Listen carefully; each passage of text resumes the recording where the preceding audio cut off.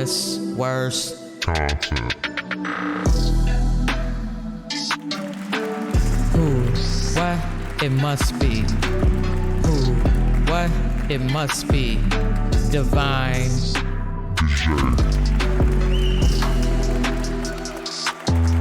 It's spiritual warfare out here.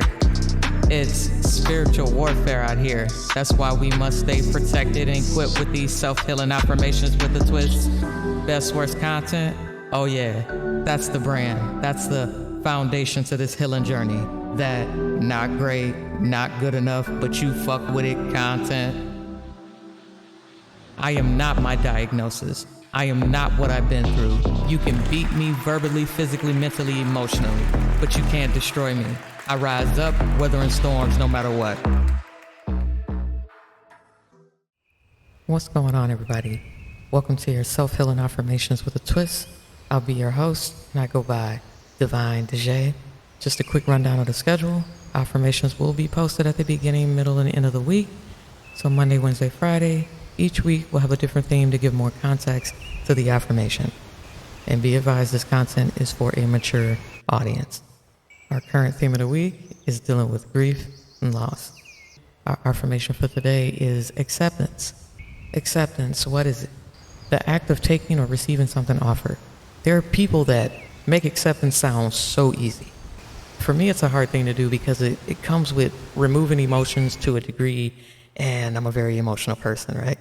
It's a damper on your ego.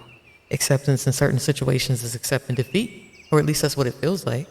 No one likes to be seen as a quitter, right? Or someone that gave up. Acceptance can make you feel like you have no voice. It's like you have to just drop something, or a situation you knew you were wronged, or something was done unjust to you.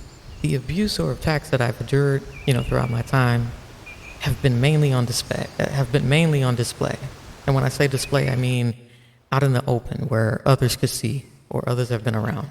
No one has sympathized, only advised me how I've brought these situations upon myself, how that happened a while ago and you need to let that go and move on. These enablers assist in keeping you trapped in abusive situations. Acceptance does come with realization. Like, the people who's supposed to be family really don't want nothing good for you. Forget what they say, check the actions, check their energies, the vibe in the room, and you can feel it.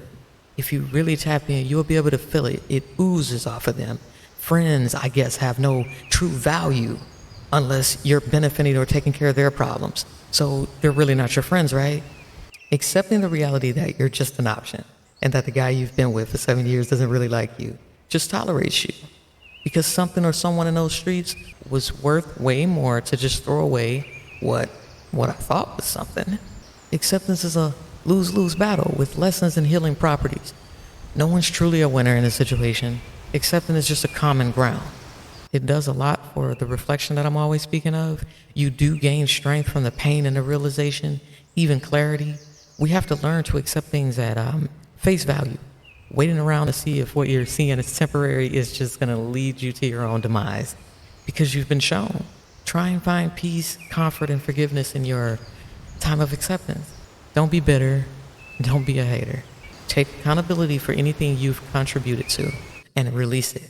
The whole point of the reflection period and looking at oneself is not to, and this is strange, but we all do it, is not sitting and picking apart what everybody has done to you. It is really taking some time out to accept and take accountability for how you've gotten the situation in the first place. And yes, that's going to take some work and some diving deep. Don't use acceptance as a way to stay stuck or get manipulated into staying in an abusive situation. Acceptance is for you, not the enemy. I'm going to say that again. Acceptance is for you and not the enemy. Cut off enablers. People who co-sign or comfortably be around or entertain people they know are abusers, manipulators, narcissists. They're all the same, right? So we're just going to group them all together, just with different, they all possess different levels, I should say. They're just as toxic or lost. Let all of them be toxic with each other. You shouldn't be around the person that is abusing you or the people who are the enablers around them because they know what's going on. They know what's going on. Pray, because some things we're going to have to walk away from and accept are going to be things that are needing to be handled from a capacity or a place that's greater than ourselves. Because there are certain things that we can't handle without, because we have emotions. Let's say it that way. Because we have emotions and sometimes we're driven from them, it leads you places you don't want to be. Remember, this is a fight for you, for your higher self. You haven't got to that higher self yet, so you should be aiming for it. Most of us are subjected to responding out of or being raised up in a very low vibrational version of ourselves. Even when you think you got it together, everything, when we talk about higher vibrations, lower vibrations, it's not always this negative talk, right? Like, you can be low vibrational and not be a shit person. So let's not get that twisted, okay? So it's best to keep pushing, keep putting your best foot forward and giving it your all, because your current situation doesn't have to be your end all be all, okay? And we need to remember that. Like, this is so important, and the reason we keep beating this prayer and meditation and reflection, because of the energy. If you guys cannot feel that the energy is thick and it's getting thicker, we're in a spiritual warfare. It is a spiritual battle going on, you guys. And you need to stay protected out here. Not just physically, you need to stay protected mentally as well. Protect your mental. Because once again, the mind is a powerful place. The mind is what is that of the enemy, and that's what he aims to control. The illusion is that they just want to control you physically, but what you don't know is once the mind is taken over, then they can, let's say, get you to manipulate out in a physical sense. So you're a physical being. Hopefully that makes sense. So we're going to go back to when I touched on this a few episodes back, when I was talking about how God was speaking to Enoch about how he created things from a spiritual sense.